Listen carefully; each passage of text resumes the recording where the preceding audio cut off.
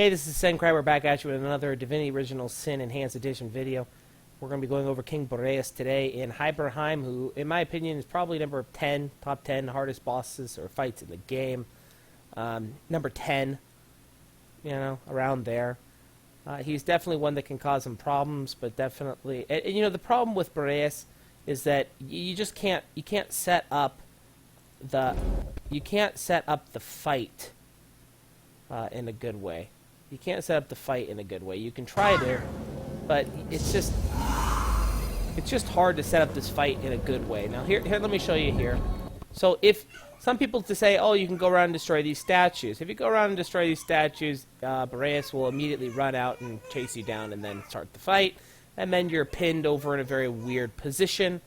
If you try to sneak in and then get a shot on Boreas first, he will initiate dialogue. I'll show you here.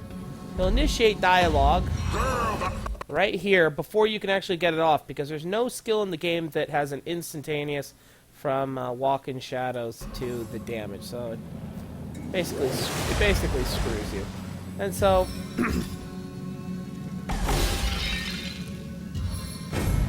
here I am just teleporting in. This is, and the reason why I'm going to show you this fight is this is not ideal. This is to show you that even in honor mode, which this playthrough was in honor mode, which is why I zipped in here, because I didn't want to take the time to let her die and then resurrect her, and so I just zipped in here because I think that I can still win this fight, and I do. Now, you know, just to show you this, we start off this fight very awkward. Two people already frozen, people already damaged, and we can still win this fight.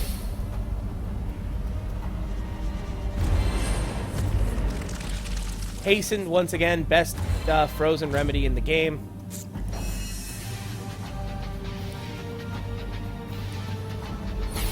Another thing to note here is that when you think, oh, okay, why isn't he summoning all of the spiders? Well, the reason is because King Boreas is immune to all elemental and poison and yada, yada, yada. So anyway, so what you want to hit this guy with is not actually spiders. You want to hit this guy, if you're going to summon stuff, you want to hit him with non-elemental damage. So your summon Undead Decapitator would be a much better summon if that's what you're going to go with.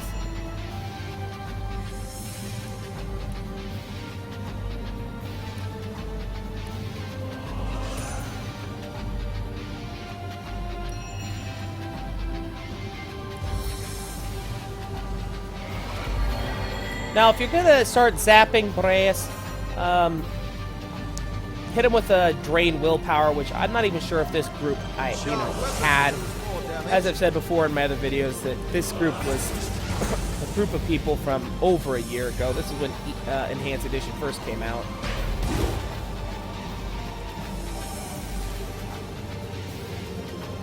Chaos grips my hands today. And see, here's a perfect example right here of why. Let's see what the chance was. A 60% chance. This is exactly why, you know, what I suggest is hitting him with Farseer. Farseer increases your chance to hit by 50%. This will put it at 110%. And then you start smacking him. But this is exactly why, in my guide, I have changed from being a dual wielder for dual weapons to dual as in sword, axe, mace in both hands, to a dagger in main hand, weapon in other hand. And the reason is because as a dual wielder, you're going to have to rely on these melee 3 AP hits frequently for massive damage, and you will be able to deal it. But as you will see in the other video, you can miss twice. So 60% chance. So you would think that I have a better chance to hit than miss. Not true. Both misses.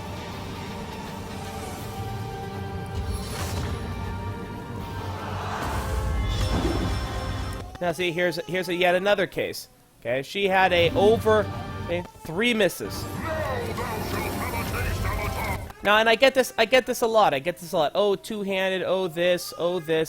And this is the problem with it, is that you will run into cases like this on honor mode. The only way you do not run into this case is if you spend the first 2 to 3 turns casting Bless, casting Oath, casting this, casting that, and then hope that your person does not get CC'd. Because if they get CC'd, you know, you're then toast.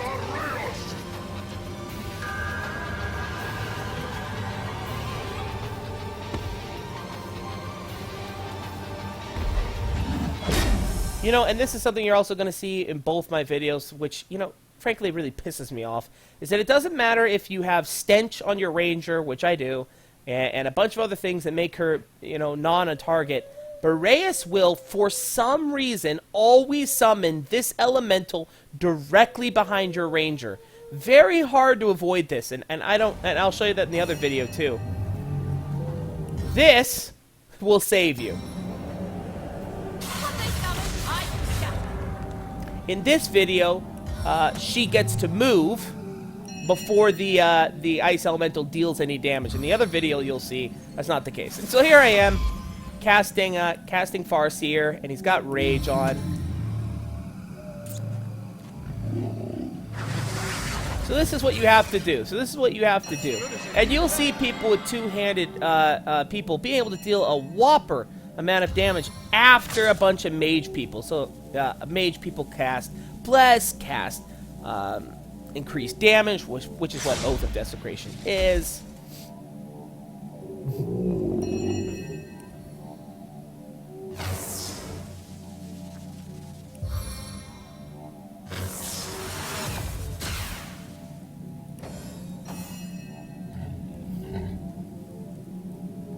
So now I have my 100% chance to hit, but for some reason it's now costing 5 AP per shot. Not really sure. But as you can see here, just a couple hits, massive damage. Massive damage. So Medora, 6 AP, it should be costing much less AP for me here. But Medora's hit for Flurry with 6 AP dealt this. 142, and it missed 3 times. Now he's attacked twice, and so he's gotten 4 hits, and they've all been solid. So, I mean, you can see that she needs Flurry to deal just as much damage as the dual wielder deals for the same amount of AP. 6 AP for, you know, 2 attacks. Bad news travels fast. Versus 6 AP for Flurry.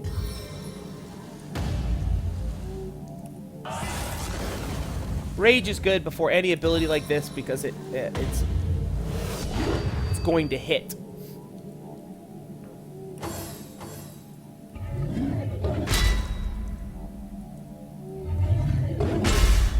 Now, as I'll show you in the other video, you do want Medora being the one taking the damage, because the way I play Medora is, especially in honor mode, your please kill me character.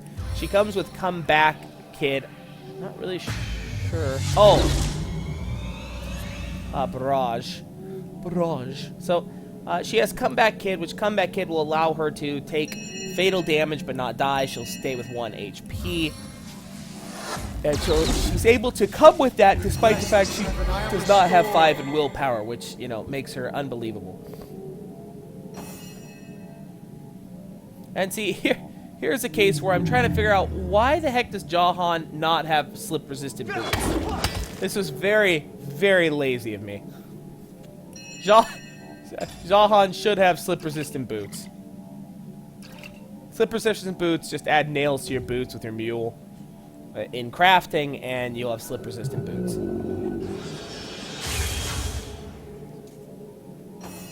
Now, Decaying Touch would actually help in this case, because if I could get Decaying Touch to actually hit, I could nail him with some healing spells. You were right there.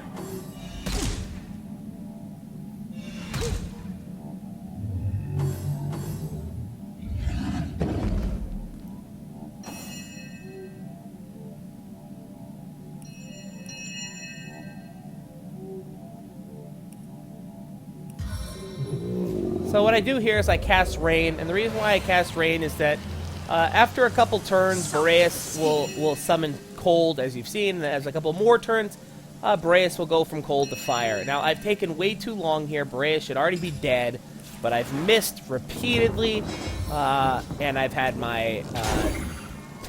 I've had Jahan now on his butt.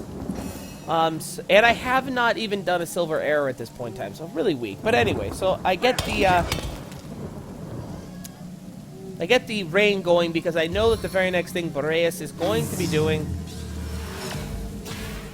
is he's going to be casting fire on everyone. So we want to avoid that.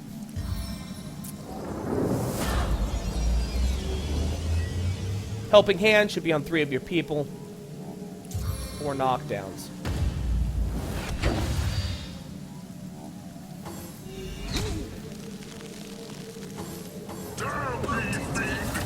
And there is the fire.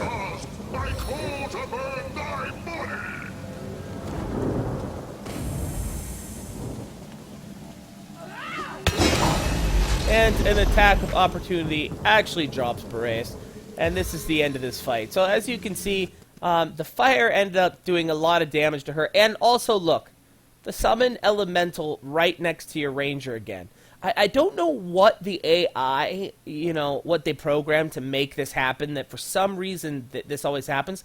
But seriously, 2 giant middle fingers to Larian for programming this, because, that's horse manure. So here, let's go into, we're going to be going into the second video.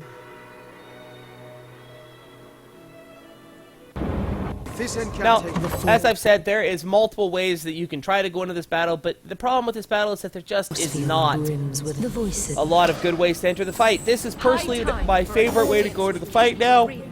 Said to your ranger. I don't even know why I'm sneaking. Oh yeah, because I want to be seen when I'm on the right here. So about this distance and unsneak.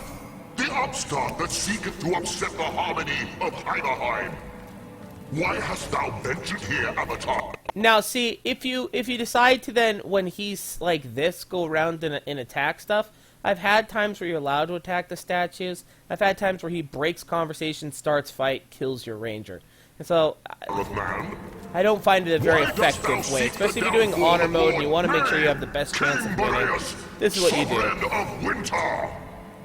You get your people, you set them up, 2 in the back, 1 in the front. Why? Because you want your 2 in the back to be backstabbed, and you want your 1 in the front to be Medora taking the majority of this damage.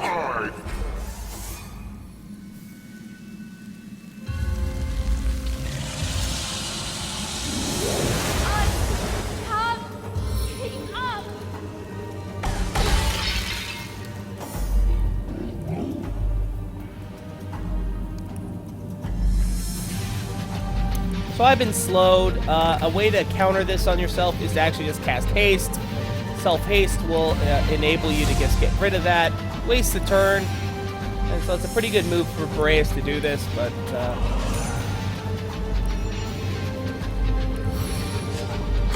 And so let me show you. So here's the difference, okay? Here's the difference. Now these abilities all come from the Scoundrel tree line. You only get those when you have a dagger in your main hand. Now why are these good? Because... the 2-handed knight could end this fight really quick, really quick. If all of them hit, all 4 hit in a flurry, and all of them crit, yeah, you could take literally more than half of King Boreas' life. But these people that support this, I've played this 6 times now, and I can tell you, even with the right stats, even with the right skill set, that is not going to happen the majority of the time. It might happen even 10%, 20% of the time. It does not happen any more than that. It does not. From my 6 playthroughs, I can tell you that it does not happen. Even if you cast Bless, even if you cast those things that'll just make her hit every time, it will not make her crit every single one of those 4. Which those crits are what enable a 2-handed fighter in this game to deal that kind of damage. Well, these always hit. These abilities always hit. And these abilities have a multiplier of 150%. So they don't just hit at normal damage. You're talking about a 150% increase in damage. Some of these cost as low as 3 AP.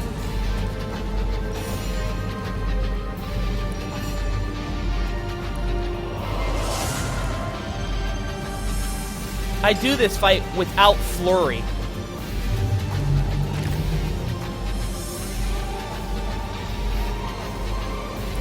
I'm showing you that here. Flurry could end this fight even quicker.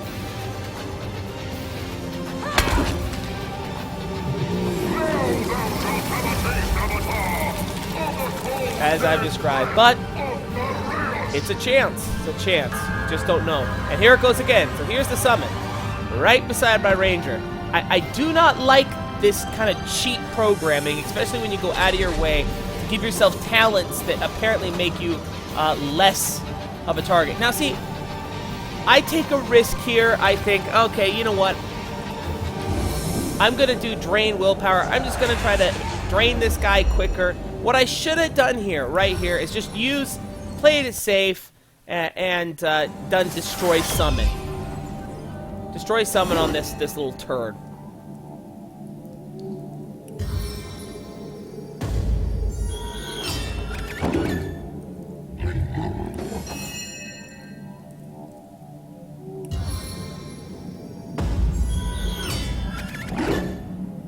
Showcasing the daggers drawn without even using rage, without even using melee power stance, just to showcase how powerful that actually is.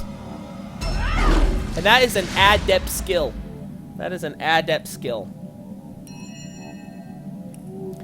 Now I'm going to use taunt here because, you know, Medora Ken with a level 5. Well, let me stop right here. So Medora Ken as a level 5 man-at-arms, learn almost all the abilities, taunt being one of them. The reason why you want, or can try to throw it out on the taunt in a situation like this is because Medora has massive amounts of HP. She also has 5-star diner, as you'll see. So she's never in any real danger because she can actually get down to 1 HP, and not die, and then you can she'll have enough AP to bring her back to full health just in one turn. So nobody can ever really kill her. And the reason why you can is because food and those kind of items, they restore a percentage of health. Okay? Now, up to this point in time, nothing's really happened. Nothing's really been done. I haven't done anything even to my fullest potential. He doesn't have Oath. He hasn't even had melee power stance or Oath of Rage, because he has Rage.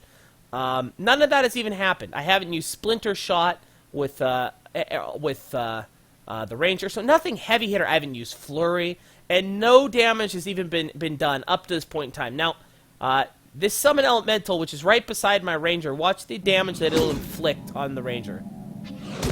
Triple hit, almost kill. Almost kill, okay? This is literally, that you'll see, the most damage that you'll see inflicted the entire fight.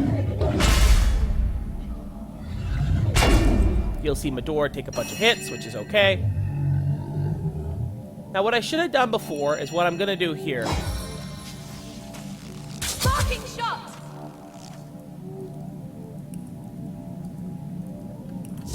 Okay, there's another option right there. So what I decide here is I just decide to stun him. Now, the reason I decided to stun him here to end this fight really quick is that even though the stun healed him, the stun makes it so that there's a 100% chance to hit him. So these two people behind him now will be able to drop him really, really quick. I'm okay with not using Destroy Summon here because I know that she still has the 2 AP to go walk invisible. She has plenty of dex. It's over 100% chance to walk invisible. This guy's not going to be able to do anything other than walk away. So she's never really in risk, although you can play this fight much cleaner than I am for, you know, trying to show you all these different things.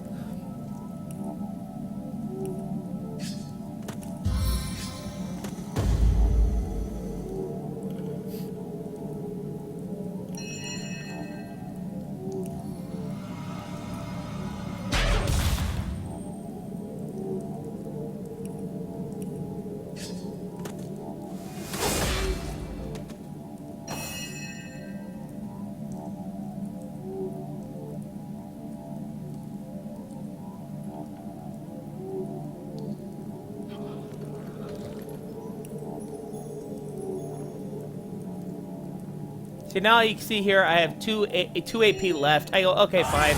Let's do the Rage. With righteous anger. Let's do the melee power stance just to show you here. Just to show you the damage here that you can inflict in one hit. Whack!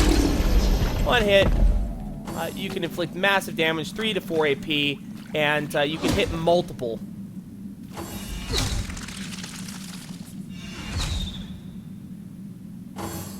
Medora gets hit here. At this point in time, I can now safely do the Destroy Summon. which I think I realized right about there.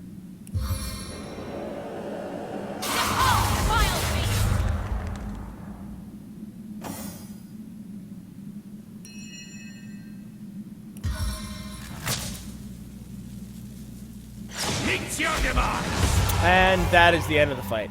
And so, as you can see, if you play the fight like this, you're gonna have a much better shot of killing King Boreas without any sort of trouble.